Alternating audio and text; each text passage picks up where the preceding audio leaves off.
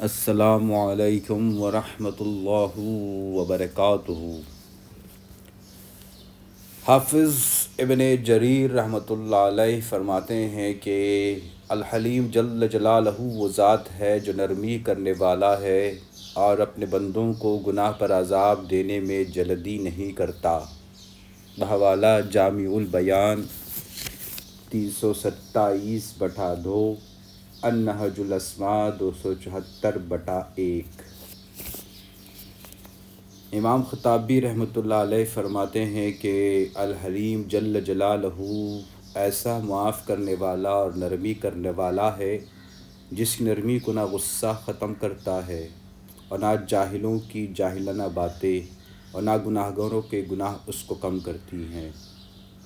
بحوالہ النہج الاسماء 274/1۔ حافظ ابن کثیر رحمۃ اللہ علیہ فرماتے ہیں کہ الحلیم غفور جل جلالہ وہ ذات ہے جو اپنے بندے کو اس حال میں دیکھتا ہے کہ بندے اس کی ذات کا انکار اور اس کی نافرمانیاں کر رہے ہوتے ہیں، لیکن پھر بھی بردباری کا مظاہرہ کرتا ہے، ان کے معاملہ کو مؤخر کرتا ہے اور ان کو مہلت دیتا ہے اور ان پر جلدی نہیں فرماتا، اور پھر دوسروں کی نظروں سے ان کے عیوب کو چھپاتا ہے اور ان کو معاف کر دیتا ہے۔ بحوالہ تفسیر ابن کثیر 749/3، سورہ فاطر 41۔ امام ابن قیم رحمۃ اللہ علیہ فرماتے ہیں کہ اللہ تعالیٰ الحلیم جل جلالہ ہے، بندے کو سزا دینے میں جلدی نہیں فرماتا تاکہ بندے کو مہلت مل جائے اور وہ گناہ سے توبہ کر لے۔ شیخ سعدی رحمۃ اللہ علیہ فرماتے ہیں کہ الحلیم جل جلالہ وہ ذات ہے جو اپنی مخلوق پر ظاہری اور باطنی نعمتوں کی زیادتی کرتا ہے، باوجود یہ کہ مخلوقات کے گناہ اور غلطیاں بہت زیادہ ہیں، اور ان کے گناہوں کے مقابلے میں نرمی کا معاملہ کرتا ہے اور ان سے ناراضگی کا اظہار کرتا ہے تاکہ وہ توبہ کر لیں، اور ان کو مہلت دیتا ہے تاکہ وہ رجوع کر لیں۔ بحوالہ تیسیر الکریم الرحمن، فصل فی اصول و کلیات من اصول التفسیر، صفحہ 948۔ اللہ گناہوں پر فوراً پکڑ نہیں کرتا، اس لیے نہیں کہ وہ عاجز ہے، بلکہ وہ اپنے حلیم ہونے کی بنا پر معاف کرتا ہے اور درگزر کرتا رہتا ہے، اور قدرت ہونے کے باوجود مہلت دیتا ہے۔ پس اللہ تعالیٰ کو کوئی چیز عاجز نہیں کر سکتی۔ اس طرح اس کا حلم اس لیے نہیں ہے کہ وہ اپنے بندوں کے اعمال سے ناواقف ہے، بلکہ وہ ہر خیانت کرنے والی آنکھ اور دلوں کے رازوں کو بخوبی جاننے والا ہے۔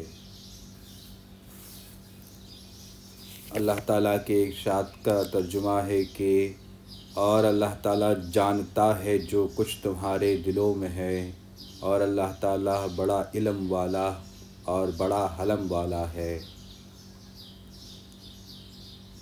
اللہ اپنے علم کامل سے ہر ایک کی بدگمانیاں اور گستاخانہ خیالات پر بھی مطلع ہے، جس کی جب چاہے گرفت کرے، لیکن اپنے کمال حلم سے فوراً گرفت نہیں کرتا، سب کو موقع اور مہلت دے رہا ہے۔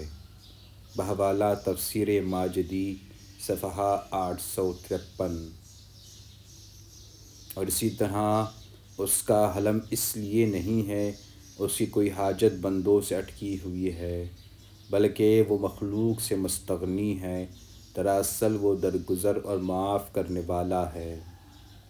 بحوالہ النہج الاسماء 276/277/1، سورۃ البقرہ 235۔ امام حلیمی رحمۃ اللہ علیہ اس معنی کے بارے میں فرماتے ہیں کہ الحلیم جل جلالہ وہ ہے کہ جو اپنے بندوں کی گناہوں کی وجہ سے ان پر انعامات اور آسائشات کو روکتا نہیں ہے، بلکہ وہ جس طرح ایک فرمانبردار کو رزق دیتا ہے اسی طرح نافرمان کو بھی رزق دیتا ہے، اور ان نعمتوں کا نزول مسلسل اپنے گناہگار بندوں پر بھی کرتا رہتا ہے، جس طرح ایک فرما بردار اور متقی پر کرتا رہتا ہے۔ بحوالہ المنہاج فی شعبۃ الایمان 200/1 تا 201 ان نہج الاسماء 277/2۔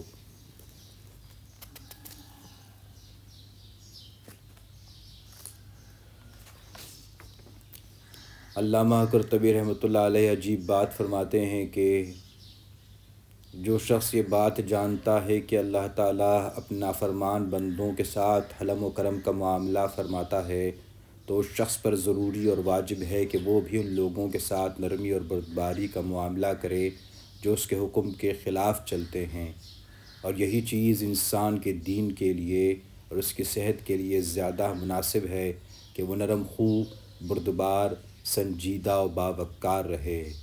تو نتیجتاً یہ شخص اس وصف سے حلم کی اتنی مقدار حاصل کر لے گا جس سے غصہ کا زور ٹوٹ جاتا ہے، اور برائی کرنے والے سے بدلہ لینے کا جذبہ بھی دور ہو جاتا ہے، بلکہ درگزر کرنے کی اس قدر عادت ڈالنی چاہیے کہ معاف کرنا طبیعت بن جائے۔ اور جیسا کہ تو اس بات کو پسند کرتا ہے کہ میرا مالک میرے ساتھ نرمی والا معاملہ کرے، اسی طرح تو بھی اپنے ماتحتوں، بیوی، بچوں، شاگردوں اور ملازمون کے ساتھ نرمی والا معاملہ کر، اس لیے کہ تجھ کو بھی بردباری کا حکم دیا گیا ہے اور اس پر ثواب بھی ملے گا۔ بحوالہ الکتاب الحسنی صفحہ 1265 النہج الاسماء 280/1۔ حضرت مفتی محمد تقی عثمانی صاحب متضلع فرماتے ہیں کہ اللہ تعالیٰ کے اسماء حسنہ کے اندر کیا کیا انوارات اور کیا کیا خواص پوشیدہ ہیں، یہ تو اللہ تعالیٰ ہی کامل اور مکمل طور پر بہتر جانتا ہے، ہم لوگ اس کی تہ تک کہاں پہنچ سکتے ہیں۔ ان اسماء حسنہ میں اللہ تعالیٰ نے بذات خود خاصیتیں رکھی ہیں، اس لیے جب خود حضور اقدس محمد صلی اللہ علیہ وسلم صلاۃ الحاجہ کی دعا کے طور پر یہ تلقین فرمائیں کہ ان اسماء حسنہ ہی کا ذکر کرو، تو اس کے پیچھے ضرور کوئی راز پنہا ہوگا، لہٰذا خاص طور پر وہی کلمات کہنے چاہیے تاکہ وہ مقصد حاصل ہو۔ بحوالہ ابو داود کتاب الصلاۃ باب قیام النبی صلی اللہ علیہ وسلم من اللیل 187/1۔ حلم بھی اللہ تعالیٰ کی صفات میں سے ہے، یعنی اللہ تعالیٰ کے سوا کوئی معبود نہیں، وہ اللہ جو حلیم ہے اور کریم ہے، اور حلم بھی اللہ تعالیٰ کی صفات میں سے ہے اور کرم بھی اللہ تعالیٰ کی صفات میں سے ہے۔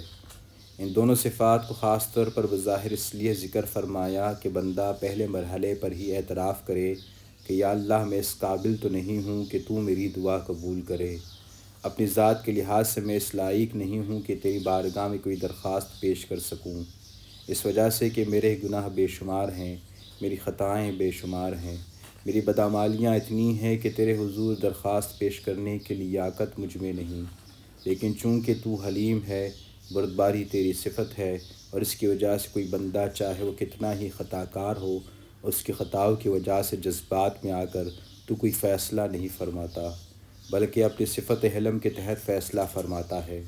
اس لیے میں اپنے آپ کو تیری صفت حلم کے واسطہ دے کر دعا کرتا ہوں، اور تیری صفت حلم کا تقاضا یہ ہے کہ تو میرے گناہوں سے درگزر فرما، اور پھر صفت کرم کا معاملہ فرما، یعنی صرف یہ نہ ہو کہ گناہوں سے درگزر فرما، بلکہ مزید نوازشات عطا فرما، مزید اپنا کرم میرے اوپر فرما، لہٰذا صفت کریم اور صفت حلم کا واسطہ دے کر اس کا اہتمام فرمائیں۔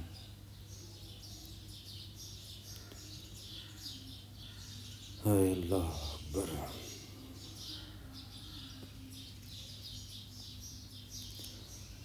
اس کے بعد فرمایا سبحان اللہ رب العرش العظیم، اللہ تعالیٰ پاک ہے جو عرش عظیم کا مالک ہے، والحمد للہ رب العالمین، اور تمام تعریفیں اس اللہ کے لیے ہیں جو تمام جہانوں کا پالنے والا ہے۔